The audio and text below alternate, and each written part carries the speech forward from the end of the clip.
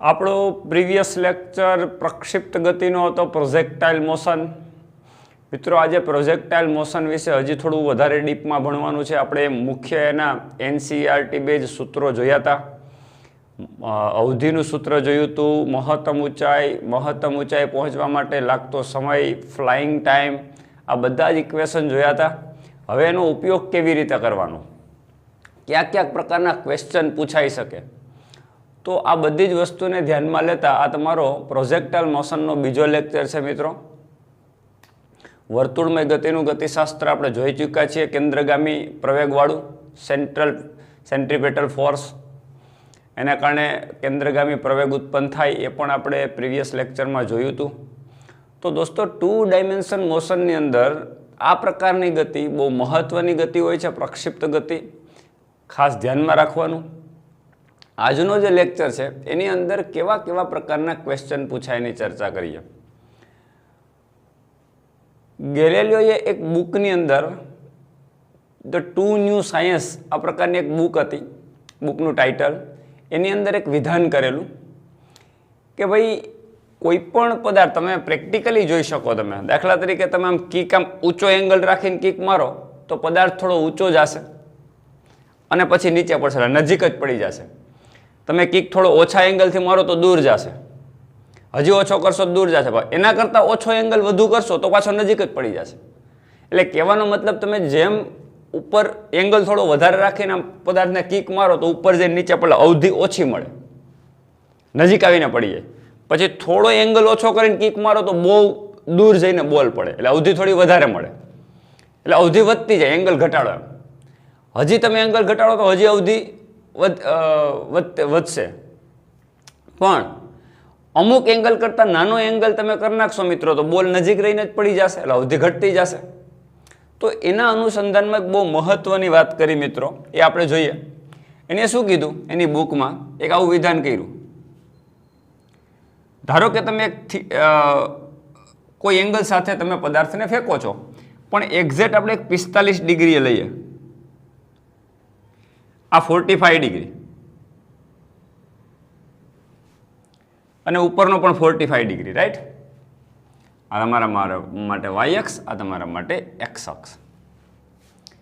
દોસ્તો, મેં 45 ડિગ્રી ઉપર એક ડોટેડ લાઈન બનાવી. ગેલિલિયોએ શું કીધું એની બુકમાં કે 45 ડિગ્રીએ કરતા કાં તો વધુ ને કાં તો ઓછો, એટલે સમાન તફાવતે. દાખલા તરીકે 45માં 10 ડિગ્રી ઉમેરો તો કેટલું થાય? 55. અને 10 બાદ કરો તો કેટલું થશે? 35. તો 55 ડિગ્રી ઉપર અને 35 ડિગ્રી ઉપર એંગલ સરખો જ મળે, અવધિ સરખી જ મળે. આવું એની બુકમાં વિધાન કર્યું હતું. એટલે એને શું કીધું કે 45 પ્લસ થીટા અને 45 માઇનસ થીટા ઉપર અવધિ સમાન મળે છે. આવું એને વિધાન કર્યું. 45 પ્લસ થીટા અને 45 માઇનસ થીટા. આનો મતલબ શું કે 45 કરતાં થીટા વધુ અને 45 કરતાં થીટા ઓછો, એટલે 45 થી સમાન તફાવતે. ઉપર લ્યો તો થીટા ડિગ્રી લેવાનું, નીચે લ્યો તો થીટા ડિગ્રી, એટલે બે એંગલ સેમ હોવા જોઈએ, તો અવધિ સરખી જ થઈ જાય બે કેસમાં. કહેવાનો મતલબ, દાખલા તરીકે આમ પદાર્થને ફેંકવું આમ,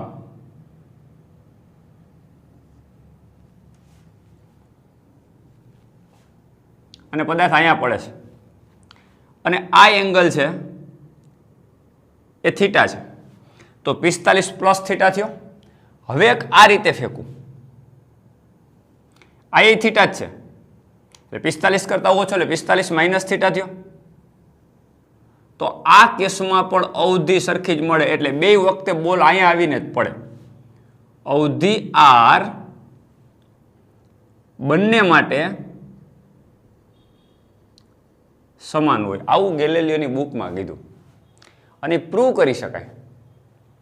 આ વસ્તુ મગજમાં રાખવા જેવો કોન્સેપ્ટ છે કે 45 કરતાં વધુ અને 45 કરતાં ઓછો, પણ બે વખતે ખૂણો કેવો હોવો જોઈએ? સમાન. એટલે 45માં દાખલા તરીકે 20 ઉમેરો તો 65, અને 45માંથી 20 બાદ કરો તો 25. તો 65 અને 25નો તમે સરવાળો કરશો એટલે 90 ડિગ્રી થઈ જશે, રાઈટ?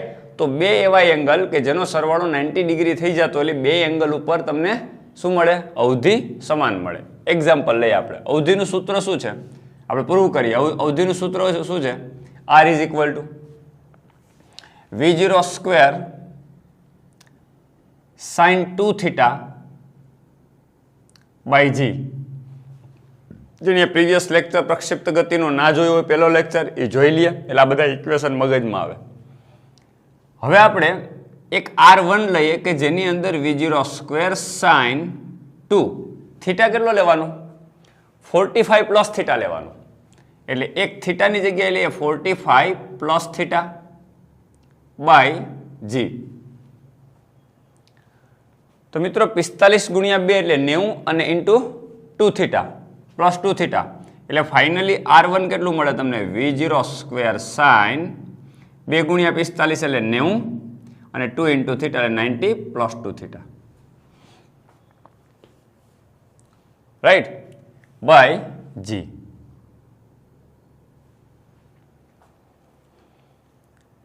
ક્લિયર? આ તમારા માટે 45 પ્લસ થીટા માટે અવધિ મળી. હવે એ જ અવધિ આપણે 45 માઇનસ થીટા માટે R2 મેળવીએ તો V0 સ્ક્વેર સાઇન અહીંયા 45 માઇનસ થીટા મૂકો તો 45 દુ 90 અને 2 થીટા એટલે માઇનસ આવશે એટલે શું થશે? 90 માઇનસ 2 થીટા બાય જી. ચાલો ક્લિયર?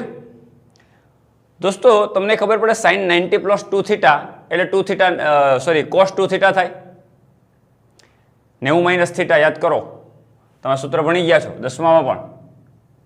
સાઇન 90 માઇનસ થીટા એટલે વિધેય બદલાઈ જાય. સાઇનનું કોસ વિધેય થઈ જાય. 90 માઇનસ થીટા એ ખાલી થીટા થઈ જાય. એટલે સાઇન 90 માઇનસ થીટા કયો કે કોસ થીટા કયો, બંને સરખા જ હોય. કારણ કે બંને સાઇન અને કોસ 90 ડિગ્રી ઉપર બદલાઈ જતા હોય. સાઇન 0ની કિંમત 0 હોય જ્યારે સાઇન 90ની કિંમત 1 હોય. સામે કોસ 0 1 હોય અને કોસ 90 0 હોય. એ બે 90 ડિગ્રી ઉપર બદલાતા હોય. એટલે તમારું 90 માઇનસ 2 થીટા એટલે કોસ 2 થીટા થાય. તો આનો જવાબ તમારો શું થશે? V0 square cos 2 theta by g થશે. અને એ જ રીતે 90 માઇનસ 2 થીટા કરશો તો પણ V0 square cos 2 theta by g થશે. હાય તો આ R1 ને R2 બેની વેલ્યુ સરખી થઈ ગઈ. તમે જો બંને વખતે અવધિ સમાન થાય એનો મતલબ R1 is equal two R2. આ કોન્સેપ્ટ બહુ જ મહત્વનો છે, યાદ રાખવા જેવો કોન્સેપ્ટ છે. ઘણી વખત તમને પૂછે કે એક પદાર્થને 55 ડિગ્રી ઉપર આ 55 ડિગ્રી છે, 55 ડિગ્રી ઉપર ફેંકતા અવધિ R મળે છે અથવા તો કંઈક આપી વેલ્યુ આપી દે અથવા તો કંઈક R નામ ગમે આપી દે તો 55 ડિગ્રી ઉપર અવધિ R મળે છે. તો બીજા કયા એંગલ ઉપરથી ફેંકવામાં આવે કે અવધિ R જ મળે? અથવા તો એમ કે બીજા એક ખૂણે ફેંકવામાં આવે કે જેથી કરીને અવધિ ઈ જ મળે અથવા સમાન મળે કંઈ પણ, અથવા એંગલ આપી દે. ચલો એંગલ આપી દીધો, 90 માંથી 55 બાદ કરો મિત્રો, કેટલું થશે? 35. હમણાં તમને કીધું હતું. તો તમને એમ કે 35 ડિગ્રીએ ફેંકવામાં આવે તો અવધિ કેટલી? મિત્રો કોઈ કેલ્ક્યુલેશન કરવાની નથી, અવધિ કેટલી મળે? R જ મળે. અથવા તો એમ કે અવધિ R જ મળે છે તો હવે પછીનો એંગલ કયો હશે? કયા એંગલ ઉપર પાછી અવધિ સમાન મળશે? તો કેટલા ડિગ્રી ઉપર મળશે? 35 ડિગ્રી. કારણ કે 55 ને 35 નો સરવાળો કરો, ટોટલ તમારું 90 થઈ જવું જોઈએ. ક્લિયર? આવો વાત સમજાઈ ગઈ હશે બધાને. ગેલેલિયોની જે બુકમાં લખેલો કોન્સેપ્ટ તમારી ટેક્સ્ટબુકમાં પ્રક્ષિપ્ત ગતિ જ્યારે પૂરી થાય પછી એક ઉદાહરણ આપેલું છે, એમાં એની અંદર આ જ વાત કરેલી છે અને આ બહુ મહત્વની વસ્તુ છે. ક્લિયર? ઓકે. બીજા કયા પ્રકારના ક્વેશ્ચન પૂછાતા હોય એ આપણે જોઈએ.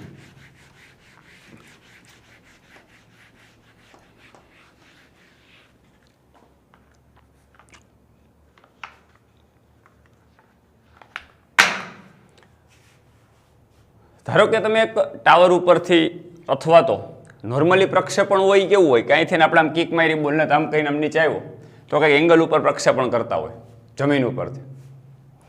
હવે આને પણ પ્રક્ષેપણ કહેવાય. દાખલા તરીકે એક ટાવર છે,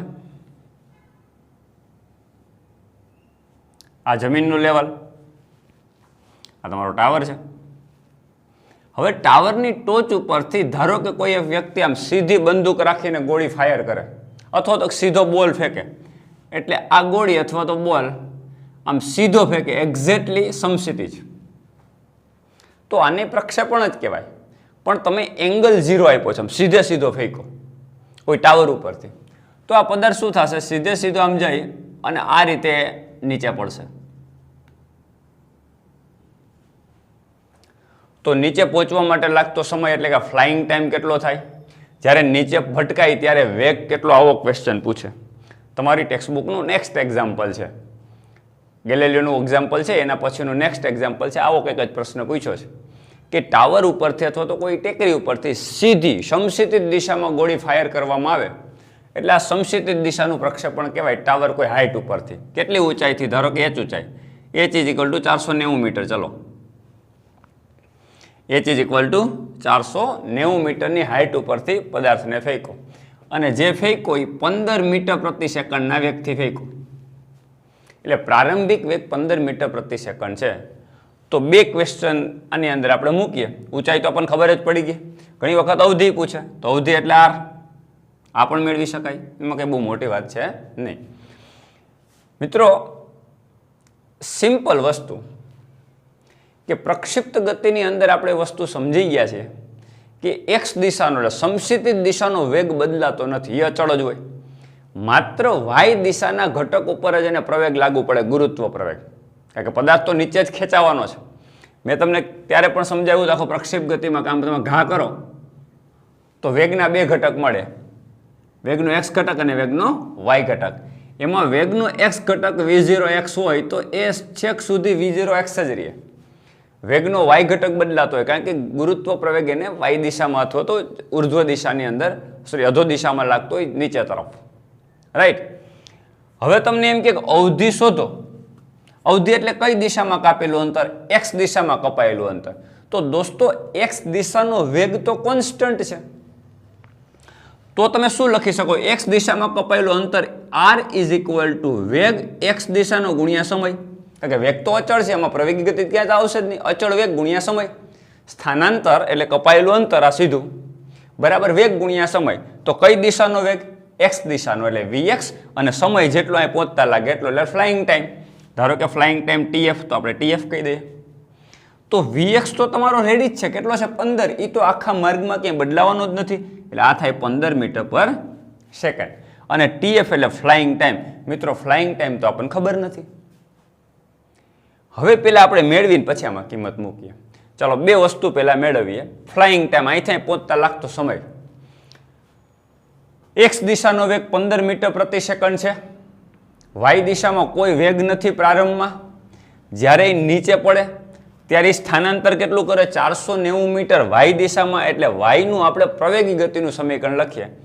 મિત્રો, y is equal two v0y plus 1/2ay t square.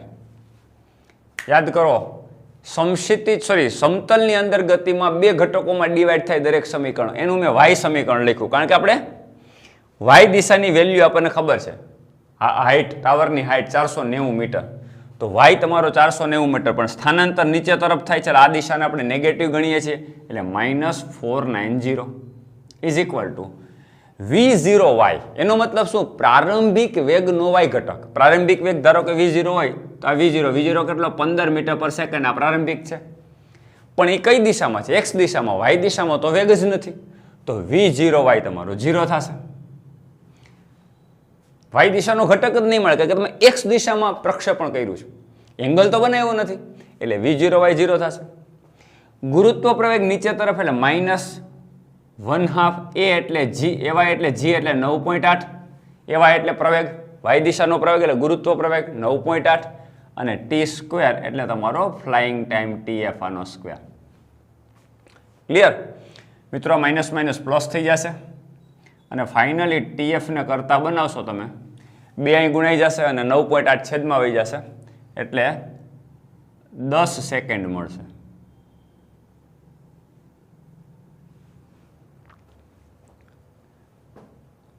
તો આપણને ખબર પડી ગઈ કે અહીંથી 15 મીટર પ્રતિ સેકન્ડના વેગથી જો પદાર્થને સીધી સમક્ષિતિજ દિશામાં ફેંકવામાં આવે તો નીચે પહોંચતા લાગતો સમય 10 સેકન્ડ છે. મિત્રો, તો અવધિ મળી ગઈ, 10 મૂકી દો, વાત પૂરી. 15 ગુણ્યા 10 એટલે કે 150 મીટર એ આગળ જશે. આગળ જઈને અહીંથી ને ટાવરથી 150 મીટર જ્યાંથી તમે ફોઈ કે ત્યાંથી સીધું એક્સ દિશામાં 150 મીટર આગળ જઈને પડશે. એટલે અવધિ પણ ખબર પડી ગઈ. એટલે અવધિનો પ્રશ્ન સોલ્વ. Flying time solve. હવે તમને એમ પૂછે કે નીચે કેટલા વેગથી ભટકાય. તો દોસ્તો ખાસ ધ્યાન રાખો, નીચે ભટકાય ત્યારે બે ઘટક આવે, વેગનો એક્સ દિશાનો ઘટક અને વેગનો વાય દિશાનો ઘટક. આ પરિણામી વેગ હોય. તો એક્સ દિશાનો વેગ તો બદલાતો જ નથી આખા માર્ગમાં. એક્સ દિશામાં કેટલો વેગ હતો 15, તો આખા માર્ગમાં 15 જ રહેવાનો છે. તો Vx તમારો 15 મીટર પર સેકન્ડ એમનેમ રહેવાનો છે.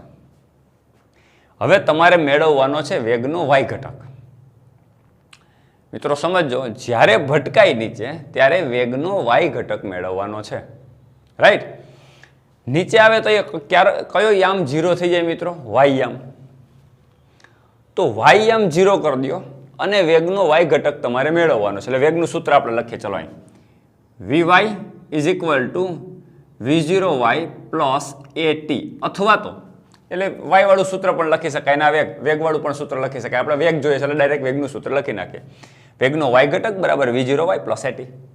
રાઈટ મિત્રો, Vy ઇઝ ઇક્વલ ટુ વેગનો વાય ઘટક તો પ્રારંભિક વેગનો વાય ઘટક તો 0 છે, કારણ કે એક્સ દિશામાં જ આપણે ફેંક્યો. આ તો 0. એ એટલે આપણા માટે શું થશે? G એટલે -9.8. અને વેગનો વાય ઘટક છે એ પણ નીચે તરફ છે એટલે આપણને નેગેટિવ થશે.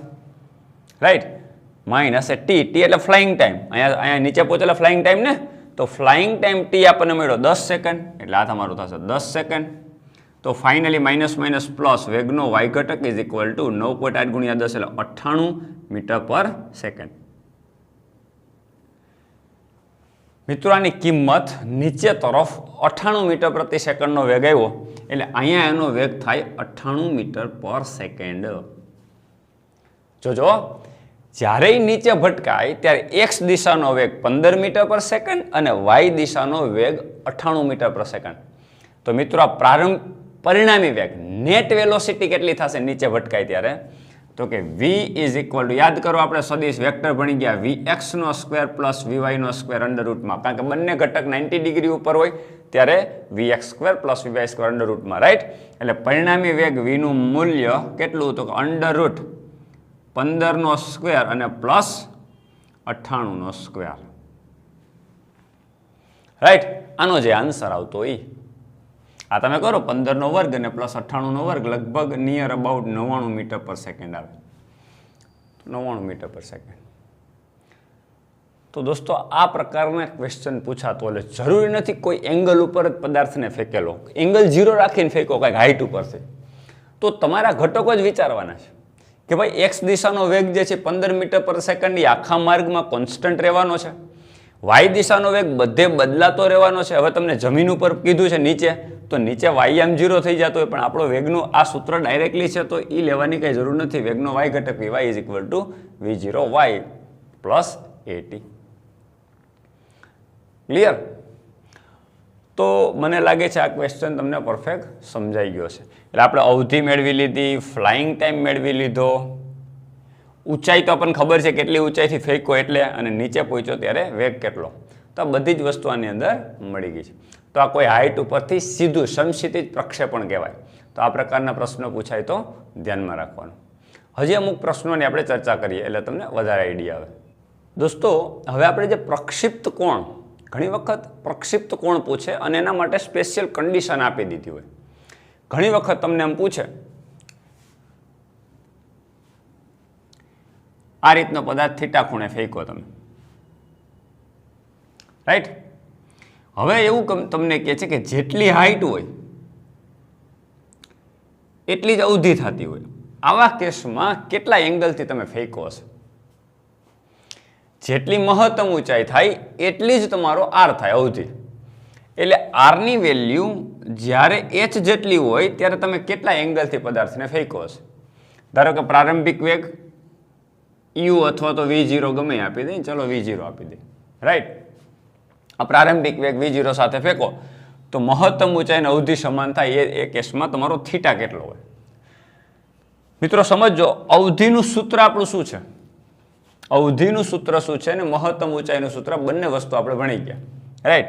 અવધિનું સૂત્ર છે v0² sin 2θ/g અને મહત્તમ ઊંચાઈનું સૂત્ર v0²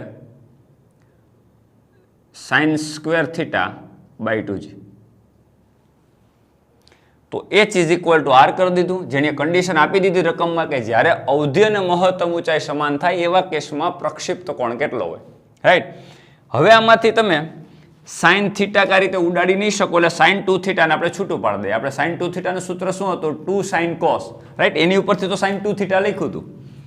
તો તમારા માટે v0² is equal to sin 2θ is equal to 2 sin θ into cos θ by g is equal to v0² sin² θ by 2g, right. sin 2θ is equal to 2 sin cos, ત્રિકોણમિતીય સૂત્ર, right. હવે આમાંથી v0² cancel, sin cancel, એક sin cancel થઈ ગયું. તો અહીંયા શું બચ્યું મિત્રો? અને અહીંથી g કેન્સલ થઈ ગયું. ચલો, અહીં શું બચ્યું? 2 cos θ, 2 cos θ. સામે શું બચ્યું? ખાલી sin θ. તો ફાઇનલી શું થયું? Sorry, sin θ by 2. તો ફાઇનલી શું થયું? sin by cos ને બે ને ઉપર ગુણી નાખેલે, 2 ગુણ્યા 2 એટલે 4 થઈ ગયું, અને sin by cos એટલે 10, એટલે tan θ is equal to 4.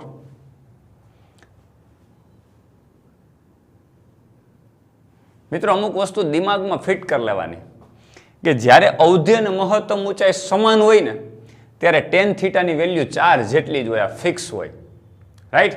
કારણ કે પ્રારંભિક વેગ આરે કોઈ લેવા દેવા નથી. પ્રારંભિક વેગ ગમે એટલા સાથે ફેંકો હોય તો એ તો ઉડી જ જાય છે. સૂત્રમાં જો તમે બે બાજુથી ઉડી જાય છે, તો આ ફિક્સ જ હોય કે જ્યારે મહત્તમ ઊંચાઈની અવધિ સમાન થાય દોસ્તો, ત્યારે tan θ ની વેલ્યુ હંમેશા 4 જેટલી હોય, એટલે કે θ is equal to tan inverse 4 હોય.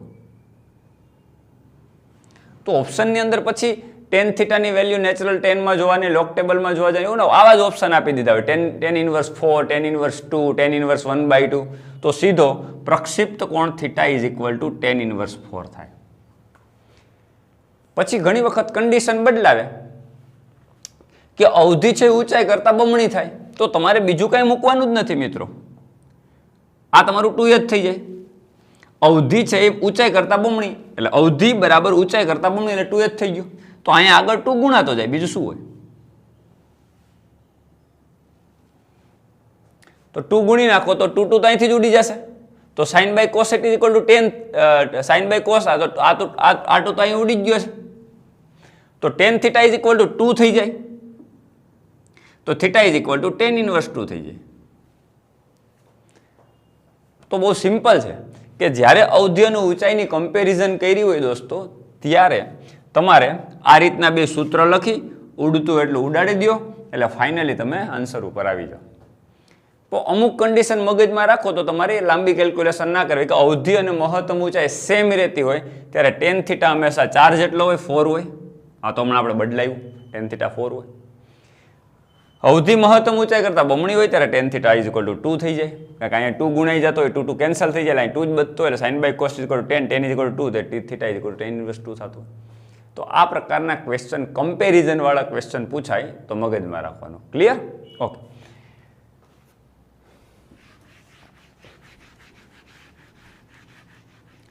બીજું દોસ્તો, અમુક ઉર્જાના સંદર્ભમાં ક્વેશ્ચન પૂછાય. તમે જો ઉર્જા છે, વેગમાન છે, તો એના સંદર્ભમાં કેવા ક્વેશ્ચન પૂછાય? ધારો કે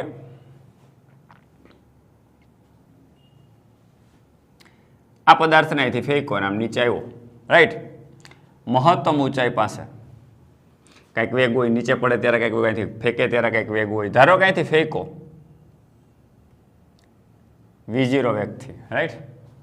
હવે તમને કેટલો વેગ છે એવું કાંઈ નથી કીધું. એની ખાલી આવો ક્વેશ્ચન છે. જો ક્વેશ્ચન, પ્રશ્ન સમજજો પહેલા. એની ધારો કે જેટલી ગતિ ઉર્જા સાથે ફેંકો,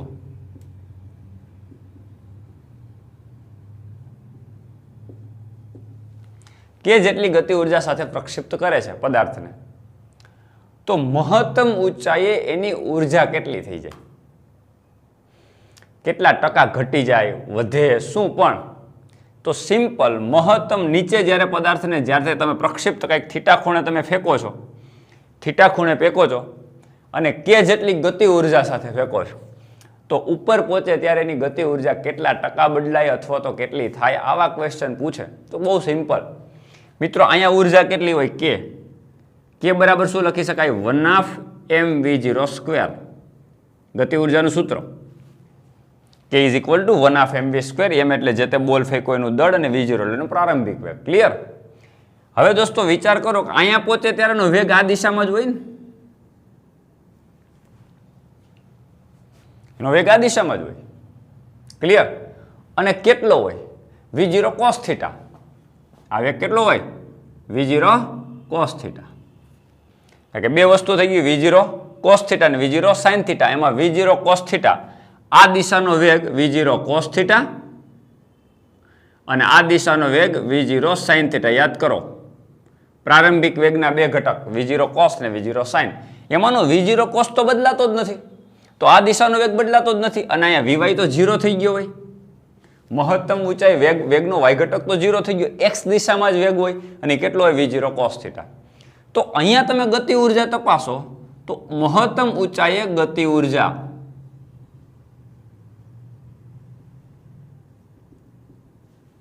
મહત્તમ ઊંચાઈ ઉપર ગતિ ઉર્જા ધારો કે હું k ડેશ કહી દઉં તો કેટલી થાય? 1/2 m v². હવે નહીં લખી શકીએ કારણ કે અહીંયા વેગ v નથી, હવે v0 cos છે એટલે એનો સ્ક્વેર લખવો પડે, એટલે v0 cos θ આનો સ્ક્વેર, એટલે ફાઇનલી k ડેશ કેટલો થયો? 1/2 m v0 નો square cos square θ, v0 square cos square θ. તેથી k ડેશ = 1/2 mv² એટલે શું? k એટલે શરૂઆતમાં જે ગતિ ઉર્જા હતી તો આની જગ્યા ઉપર હું k મૂકી શકું તો k × cos સ્ક્વેર θ. મિત્રો આ સૂત્રો મગજમાં ફિટ કરી લેવાનું કે મેક્સિમમ હાઈટ ઉપર એની ઉર્જા cos સ્ક્વેર θ ગણી થાય હોય એના કરતા cos સ્ક્વેર θ ગણી. હવે દાખલા તરીકે એંગલ 45 ડિગ્રીનો આપ્યો તો અહીં તમે 45 ડિગ્રી મૂકો, ધારો કે તમને એક્ઝામ આપી દીધો કે 45 ડિગ્રીએ ફેંકવામાં આવે તો ઉર્જા કેટલા ટકા ઘટે અથવા તો કેટલી થઈ જાય, તો તમે આ સૂત્રમાં ડાયરેક્ટ મૂકી શકો ને કે નવી ઉર્જા k ડેશ બરાબર k cos સ્ક્વેર, cos 45 એટલે cos સ્ક્વેર 45 ડિગ્રી. તો k cos 45 ની કિંમત કેટલી થાય મિત્રો? 1/√2. 1/√2 નો સ્ક્વેર, 1/√2 નો સ્ક્વેર, √2 નો સ્ક્વેર 2 થઈ જાય એટલે આ થઈ ગયું તમારું k/2. કેટલી થઈ જાય? 50% ઘટી જાય, અડધી થઈ જાય. જો તમે આ પદાર્થને 45 ડિગ્રી ઉપર ફેંકો તો મહત્તમ ઊંચાઈ ઉપર એની ઉર્જા શરૂઆતમાં ફેંકી હોય કે જેટલી ઉર્જા છે એના કરતાં અડધી થઈ જાય. તો આ પ્રકારના કમ્પેરિઝનના ક્વેશ્ચન એક્ઝામમાં બહુ પૂછાય, તો આ વસ્તુ પણ મગજમાં રાખવા. દોસ્તો આઈ હોપ આ વાત બધાને ક્લિયર થઈ ગઈ હશે કે મહત્તમ ઊંચાઈ ઉપર ઉર્જા છે એ કેટલી થઈ જતી હોય? cos સ્ક્વેર θ ગણી. આ સૂત્ર ફિક્સ કરી દેવાનું મગજમાં, k dash = k cos square θ. 30 ડિગ્રીએ ફેંકો તો ઉર્જા કેટલી થઈ જાય? તો અહીંયા 30 ડિગ્રી મૂકી દેવાનું, વાત પૂરી. 60 ડિગ્રી કીધું તો અહીંયા 60 ડિગ્રી મૂકી દેવાનું, તો એટલા ટકા ઉર્જામાં ફેરફાર કહેવાય. ક્લિયર? કેટલા ટકા ઉર્જા થઈ ગઈ? 50% અથવા તો અડધી થઈ ગઈ. પછી ઘણી વખત વેગમાનનો ફેરફાર પૂછે. ચલો અહીંયા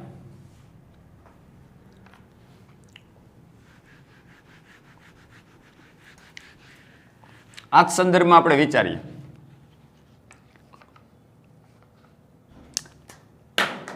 દોસ્તો આનું પ્રારંભિક વેગમાન કેટલું કહેવાય? આ કેસમાં પ્રારંભિક વેગમાન કેટલું કહેવાય? તો કે પ્રારંભિક વેગમાન p = mv0.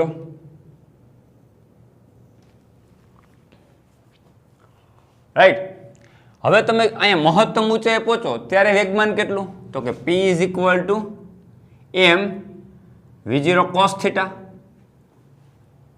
તો આ તમારું પ્રારંભિક વેગમાન p કહો અને અંતિમ વેગમાનનું p ડેશ કહો. મહત્તમ ઊંચાઈ વેગમાન p ડેશ કહો તો ડેલ્ટા p કેટલો મળે? p dash minus p. અંતિમ વેગમાન માઇનસ પ્રારંભિક વેગમાન, એને તો ફેરફાર કહેવાય વેગમાનનો.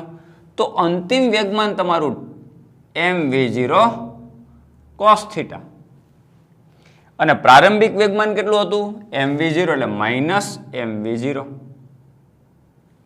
કારણ કે અહીંયા આગળ તો પ્રારંભિક વેગનો y ઘટક છે જ નહીં એટલે ચર્ચા જ કરવાની નથી. આમાં x અને y ઘટક બંને છે એનો પરિણામી વેગ આપણે v0 લીધો છે. તો પ્રારંભિક વેગમાન તમારું mv0, અંતિમ વેગમાન તમારું m v ની જગ્યાએ v0 cos θ આવે એટલે mv0 cos θ થાય. બેયનો તફાવત અંતિમ માઇનસ પ્રારંભિક એટલે mv0 cos θ માઇનસ mv0. મિત્રો આમાંથી mv0 કોમન કાઢીએ તો આ થઈ ગયો તમારો cos θ માઇનસ 1 ડેલ્ટા p.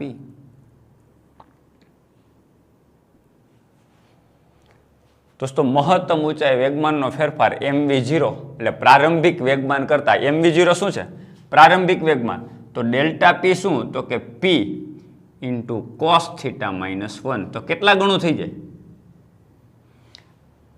વેગમાનનો તફાવત છે, અંતિમ વેગમાન નથી. અંતિમ વેગમાન તો અહીં રહ્યું.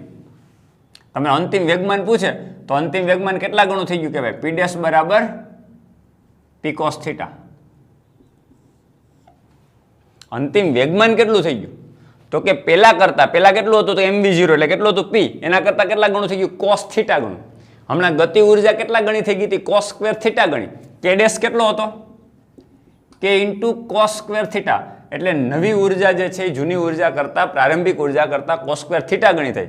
વેગમાન કેટલા ગણું થયું cos θ ગણું, પણ તફાવત લ્યો તો કેટલો થાય પ્રારંભિક વેગમાન અને ગુણ્યા cos θ માઇનસ 1 આટલો તફાવત થાય, ફેરફાર થાય, બદલાવ થયો કે આટલી વસ્તુ આટલો ફેરફાર થયો. 45 ડિગ્રી ઉપર મૂક્યો હોય તો cos 45 1/√2 માઇનસ 1 કરો ને જે વેલ્યુ તમારી આવે એટલો એનો તફાવત હોય. ક્લિયર દોસ્તો? તો આ પ્રકારના ક્વેશ્ચન પૂછાય તો મગજમાં રાખવાની. એવા તમે કોઈ પણ પોઈન્ટ આગળ લઈ શકો. ધારો કે તમે અહીંયા આગળ લ્યો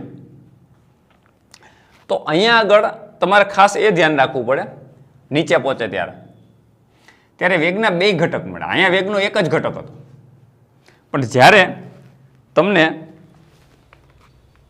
અહીંયા પૂછે અહીંયા ભટકાય ત્યારે તો તમારે શું કરવું પડે? તમે જો બંને ઘટકોનો તફાવત લેવો પડે. દાખલા તરીકે અહીંયા પહોંચે ત્યારે વેગમાનનો બદલાવ કેટલો, અહીંયા પહોંચે ત્યારે હું p1 કહું તો p1 બરાબર શું લખીશું v0 cos θ i cap plus v0 sin θ j cap. આવું લખાય સદિશના ફોર્મમાં. p નો સદિશ એટલે x દિશામાં કયો ઘટક v0 cos θ i કેપ અને y દિશામાં v0 sin θ j કેપ. એટલે p1 નો સદિશ થઈ ગયો દોસ્તો, પ્રારંભિક વેગમાનનો સદિશ. હવે અહીંયા જ્યારે ભટકાય ત્યારે બે ઘટક હોય ને, પણ આ વેગમાન કેટલું હોય, સોરી આ દિશાનો વેગ કેટલો હોય, આ દિશાનો વેગ કેટલો હોય? અહીં એમ હો ભાઈ, આગળ એમ તો આવશે જ. વેગમાન આ વેગ નથી, વેગમાન છે. તો વેગમાનમાં શું આવે mv, તો mv0 cos θ mv0 sin θ જે કે રાઈટ. અહીંયા વેગ કેટલો તો કે v0 cos θ. આ તો બદલાતો જ નથી આખા માર્ગમાં, v0 i cos θ i cap અને નીચે આવે ત્યારે માઇનસ v0 sin θ જે કેપ થઈ જાય. જ્યારે નીચે ભટકાય ત્યારે આ જે વેગ હોય એના કરતા વિરુદ્ધ થઈ જાય, પણ આટલો જ હોય. નીચે ભટકાય ત્યારે એના લેવલ ઉપર પાછો આવે ત્યારે વેગ એટલો જ હોય, માત્ર દિશા બદલાઈ જાય એટલે માઇનસ v0 sin θ થઈ જાય. તો આ વેગ તમારો p2 કેટલો થાય તો કે p2 નો સદિશ is equal to mv0 cos θ i cap. એમ તો લગાડવાનો છે કે વેગમાન ઇઝ ઇક્વલ ટુ દળ ગુણ્યા વેગ એટલે v0 cos θ i cap plus, પણ આ ઘટક તો માઇનસ છે એટલે minus v0 sin θ j cap minus v0 sin θ j cap. આ તમારો p2. એટલે જ્યારે નીચે ભટકાય ત્યારે વેગમાન કેટલું તો કાટલું, ઉપડે ત્યાંથી વેગમાન કેટલું તો કાટલું. હવે બેની બાદબાકી કરો તો delta p is equal to p2 minus p1 નો સદિશ. ચલો p2 એટલા કેટલું mv0 cos θ i cap minus m આવશે દોસ્તો, ભૂલાઈ જાય છે, m v0 sine theta j cap. સમજો અંતિમ વેગમાન 2mv0 cos theta i cap minus mv0 sine theta j cap. એમાંથી પ્રારંભિક વેગમાન આપણે બાદ કરીએ, માઇનસ આ બાદ કરી લે, આ એ માઇનસ થઈ જાય ને આ એ માઇનસ થઈ જાય ને, એટલે minus mv0 cos theta i cap minus mv0 sine theta j cap. Minus mv0 cos theta i cap અને minus mv0 sine theta j cap. દોસ્તો કઈ વસ્તુ ઉડી જશે તમે જો, mv0 cos theta i cap mv0 cos theta i cap cancel, બે સમાન છે, આ પોઝિટિવ છે આ નેગેટિવ. તો ફાઇનલી ડેલ્ટા પી કેટલો મળ્યો, તો કે ડેલ્ટા પી નો સદિશ is equal to minus mv0 sine theta j cap અને આ minus mv0 sine theta j cap, એટલે કેટલું થઈ જાય, સીધું જ લખી નાખો, minus mv0 sine theta j cap અને minus mv0 sine theta j cap, એટલે કેટલું થઈ જાય, minus 2mv0 sine theta j cap. દોસ્તો આ શું થયું, વેગમાનમાં ફેરફાર, ક્યાં, નીચે ભટકાય ત્યારે. તો તમને એંગલ ખબર હોય, પદાર્થનું દળ ખબર હોય અને પ્રારંભિક કેટલા વેગથી ફેંકે તો વેગમાનનો ફેરફાર કેટલો, એટલે સીધે સીધો બધી વેલ્યુ આની અંદર મૂકો, એટલે જ્યારે તમે v0 જેટલા વેગથી ફેંકો, v0 જેટલા વેગથી ફેંકો ત્યારે એનું પ્રારંભિક વેગમાન mv0 હોય. જ્યારે નીચે ભટકાય ત્યારે એનો વેગમાનનો ફેરફાર કેટલો થઈ જાય, minus 2mv0 sine theta j cap means નીચે તરફ, એ તો એનો સદિશ છે. એટલે હવે જે કેપ કાઢી નાખો તો મૂલ્ય મળે, પણ મૂલ્ય આપણને ખબર પડવી જોઈએ કે જે કેપ છે એનો મતલબ નીચે તરફ, એટલે વેગમાનનો ફેરફાર તફાવત કઈ તરફ મળે, નીચે દિશામાં મળે. કેટલો મળે, તો કે માઇનસ 2mv0 જે કેપ. તો માઇનસ નિશાની શું બતાવે છે તમને, માઇનસ જે કેપ. આ માઇનસ નિશાની જ તમને એમ બતાવે કે જેની નેગેટિવ સાઇન એટલે વાય અક્ષની નીચે તરફ, એટલે વેગમાનનો ફેરફાર નીચે તરફ કેટલો મળે, મૂલ્યમાં કેટલો મળે, તો ડેલ્ટા પી નો માનાંક કેટલો, માનાંક કેટલો, તો કે 2mv0 સાઇન થીટા, આ એનો માનાંક થયો, એટલે કે મૂલ્ય થયું. તો વેગમાનના ફેરફારનું ખાલી મૂલ્ય પૂછ્યું તો કેટલો, તો કે mv0 જેટલા વેગમાનથી ફેંકીએ તો 2mv0 સાઇન થીટા જેટલો વેગમાનનો તફાવત થાય. પછી જેટલા ડિગ્રી ઉપર તમે ફેંકો એમાં વેલ્યુ મૂકી દો એટલે થઈ ગયું. તો આ બહુ સિમ્પલ કોન્સેપ્ટ છે મિત્રો. વેગમાનનો ફેરફાર અંતિમ વેગમાન માઇનસ પ્રારંભિક વેગમાન, ગતિ ઉર્જાનો ફેરફાર અંતિમ ગતિ ઉર્જા માઇનસ પ્રારંભિક ગતિ ઉર્જા. પણ ગતિ ઉર્જા કે વેગમાન મેળવવા માટે તમારે શું જોઈએ, v. ગતિ ઉર્જા મેળવવી તો 1/2 mv², તો v જોઈએ. વેગમાન જોઈએ તો mv, તો v જોઈએ. તો તમને આ પોઈન્ટ ઉપર અહીંથી ઉપડે ત્યારે બધાનો v ખબર હોય એટલે તફાવત ખબર પડી જાય. બહુ સિમ્પલ છે, આમાં ક્યાં કંઈ અઘરું છે. તમને જે તે પોઈન્ટ ઉપર પૂછ્યું હોય એ પોઈન્ટ ઉપર તમે v મેળવી લ્યો એટલે તમને વેગમાન મળી જાય, એની ઉપરથી વેગમાનનો ફેરફાર મળી જાય, ગતિ ઉર્જા મળી જાય, એની ઉપરથી ગતિ ઉર્જાનો ફેરફાર મળી જાય. તો મિત્રો આ બધી વસ્તુ નોટ કરવી જોઈએ, મગજમાં ફિટ રાખવી જોઈએ, જ્યારે પણ આનો ઉપયોગ આવે ત્યારે ઉપયોગ કરવાનો. રાઈટ. તો દોસ્તો મને લાગે છે આજના લેક્ચરમાં આપણે પ્રક્ષેપ ગતિના લેક્ચરમાં અહીં સુધી રાખશું. નેક્સ્ટ લેક્ચરમાં આપણે આગળ વધશું. Have a good day.